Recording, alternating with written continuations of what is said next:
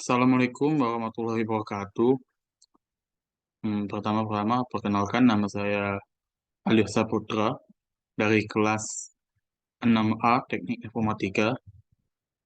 Di sini saya akan mempresentasikan tugas mandiri saya dengan mata kuliah komunikasi interpersonal antar skill. Nah, mata kuliah ini diampukan oleh Bapak dosen Sabtu Eskom MPDT. Oke, langsung aja mungkin kita masuk ke slide berikutnya. Yang pertama yaitu cara berkomunikasi yang baik dan efektif. Entah ada kesalahan.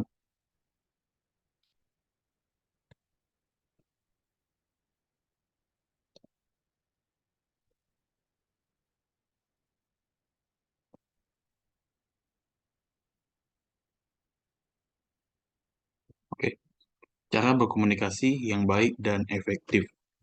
Jadi yang pertama itu menjadi pendengar yang baik. Jadi yang pertama awal kali saat kita menjadi di saat kita ingin melakukan komunikasi, alangkah baiknya kita mendengarkan dulu. Nah, ini yang menjadi kita eh, lebih banyak orang yang senang berbicara ketimbangkan mendengarkan. Padahal dengan menjadi pendengar yang baik, bisa membuat lawan bicara lebih nyaman saat bicara dengan kita. Nah, itulah kenapa kemampuan active listening sangatlah diperlukan. Karena dapat membuat kita lebih mudah memahami apa yang dikatakan lawan bicara. Itu. Lalu, pertama, perhatikan bahasa tubuh. Nah, berkomunikasi itu bukan hanya sekedar berbicara atau mendengarkan semata, tapi bahasa tubuh pun menjadi media dalam berkomunikasi. Banyak orang di luar sana saat dia ragu atau saat dia gugup, dia melakukan gerakan tangan dan itu akan mengurangi rasa gugup. Nah, termasuk karena itu jika penasaran seperti apa cara komunikasi yang efektif, sebaiknya pahami juga mengenai komunikasi nonverbal. Nah, lalu yang ketiga, sampaikanlah pesan dengan efektif. Jadi, saat berkomunikasi, upayakan untuk penyampaian pesannya itu efektif. Yang perlu diperhatikan agar lawan bicara bisa mengerti apa yang ingin kita sampaikan. Baik itu diucapkan secara langsung atau mengirim pesan lewat WA gitu. Sebaiknya hindari juga berbicara atau mengirim pesan dengan bahasa yang berbelit-belit. Hal tersebut dapat membuat pesan yang hendak kamu sampaikan tidak mudah dimengerti oleh lawan bicara. Jadi, di saat kita mengetik, contohnya di aplikasi WhatsApp untuk menghubungi teman kita, alangkah baiknya juga kita memperhatikan titik, koma, tanda tanya, tanda seru, dan lain-lainnya. Nah, itu penting banget. Kenapa? Karena akan membuat jeda yang membaca tahu, sehingga nggak berbelit-belit. Jadi sebelum sebelum kita melakukan komunikasi, sebaiknya pikirkan dulu pesan apa yang hendak disampaikan, sehingga kita tahu untuk letak di mana titik dan komanya. Lalu yang keempat, tunjukkan kesan ramah kepada lawan bicara. Menunjukkan kesan ramah kepada orang yang kita ajak bicara juga membuatnya merasa lebih nyaman saat berkomunikasi dengan kita. Kesan ramah sendiri bisa kita tunjukkan dengan sejumlah cara. Misalnya menanyakan kabarnya, bicara dengan nada riang, hingga memberi senyuman. Nah, lalu yang kelima ada fleksibel saat berkomunikasi. Setiap orang memiliki karakter yang berbeda. Jadi, perbedaan karakter tersebut harus mau kita pahami, karena akan mempengaruhi dalam melakukan komunikasi yang efektif dengannya. Misalnya kalau lawan bicara adalah orang yang sensitif dan mudah tersinggung, sehingga sulit untuk kita mau berkomunikasi dengan menggunakan bahasa yang lugas dan kasar. Nah, kebalikan juga bagi kawannya yang halus, tetap dipahami juga agar lawan bicaranya mengerti dan tidak tersinggung. Selain itu juga, saat kita masih kurang memahami perkataan dari lawan bicara, sebaiknya jangan sungkan untuk mencoba bertanya agar tidak ada miskomunikasi. Lalu, lanjut di pertanyaan kedua, hal-hal yang harus diperhatikan dalam berkomunikasi.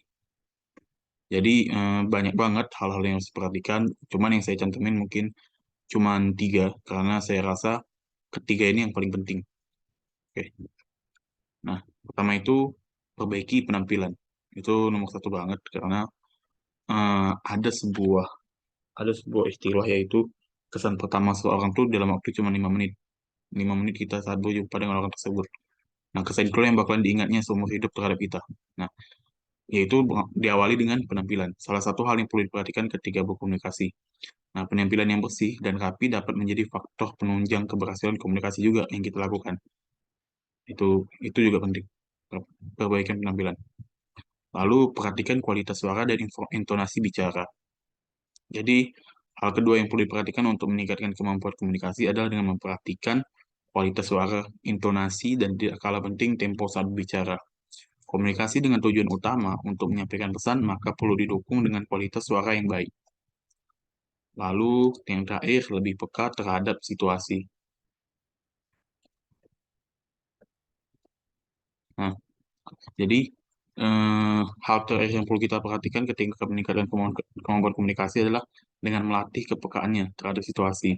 Saat berkomunikasi, kita juga perlu cermat dan memahami kapan kita harus berpendapat, kapan kita harus menyanggah, dan kapan harus mendengar. Tentu hal ini dapat dilakukan apabila kita memiliki kepekaan terhadap situasi yang dihadapi. Nah, lalu, eh, apa fungsi komunikasi yang baik? Nah, yang pertama itu ada memperjelas pesan. Komunikasi yang baik dapat membantu memastikan pesan yang ingin disampaikan dipahami dengan jelas oleh penerima. Hal ini dapat menghindari kesalahpahaman dan konflik. Jadi, ketika kita berbicara dengan lawan lawan bicara kita, angka baiknya eh, jangan pernah berbelit-belit, jangan pernah bertele-tele, dan to the point. Kenapa? Karena mungkin bakalan sering terjadi miscommunication. Itulah yang biasa eh, kita dan dia sering melakukan tindakan-tindakan yang salah ke depannya.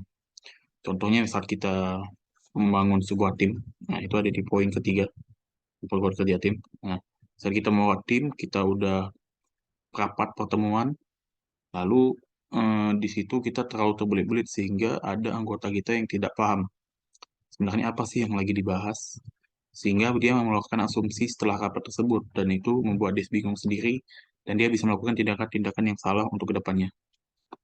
Lalu yang kedua, membangun hubungan.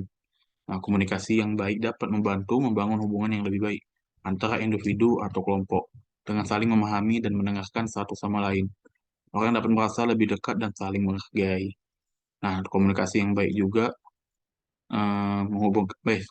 membangun hubungan juga membuat kita eh, mudah untuk berkomunikasi dengan seorang tersebut. Nah, semakin baik kita sering berkomunikasi dengan dia, dia pun makin enak untuk mendengarkan kita. Makin buruk kita berkomunikasi dengan dia, dia pun juga malas nanti berbicara dengan kita. Lalu yang ketiga, ini sorry ya, salah. Soalnya ini tiga. Memperkuat kerja tim. Dalam konteks kerja, komunikasi yang baik sangat penting untuk memperkuat kerja tim. Dengan saling berbagi informasi dan ide, anggota tim dapat bekerja sama lebih efektif dan mencapai tujuan yang sama. Nah, jadi salah satunya adalah itu harus memperkuat kerja tim juga. Ini dalam konteks mungkin organisasi, pekerjaan, karir, maupun bisnis. Lalu yang terakhir ada tujuan komunikasi yang baik. Ini nomor 4 ya, yang terakhir. Nah, tujuan komunikasi yang baik itu adalah komunikasi yang baik yang merupakan suatu bentuk komunikasi yang efektif dan efisien. Tujuan utama dari komunikasi yang baik adalah untuk menyampaikan pesan secara jelas dan mudah dipahami oleh penerima pesan melalui komunikasi yang baik. Pesan yang disampaikan dapat diterima dengan baik dan dapat menghindar dari jadinya kesalahpahaman atau konflik. Selain itu, komunikasi yang baik juga dapat membantu membangun hubungan yang baik antara individu atau kelompok. Dengan saling memahami dan mendengarkan satu sama lain, orang dapat merasa lebih dekat dan saling menghargai. Jadi, selain itu semua, komunikasi ini juga bisa mendekatkan kita kepada teman-teman kita. Karena dengan komunikasi kita baik, mereka pun paham, senang untuk berbicara, ngobrol dengan kita. Senang kita tuh bisa dijadikan tempat curhat, bisa dijadikan eh, teman berbicara di saat kesepian. Nah, itulah yang membuat mereka ingin terus berbicara dengan kita. Oke, udah habis. Mungkin itu aja dari saya. Mohon maaf jika ada salah kata. Wassalamualaikum warahmatullahi wabarakatuh. Terima kasih.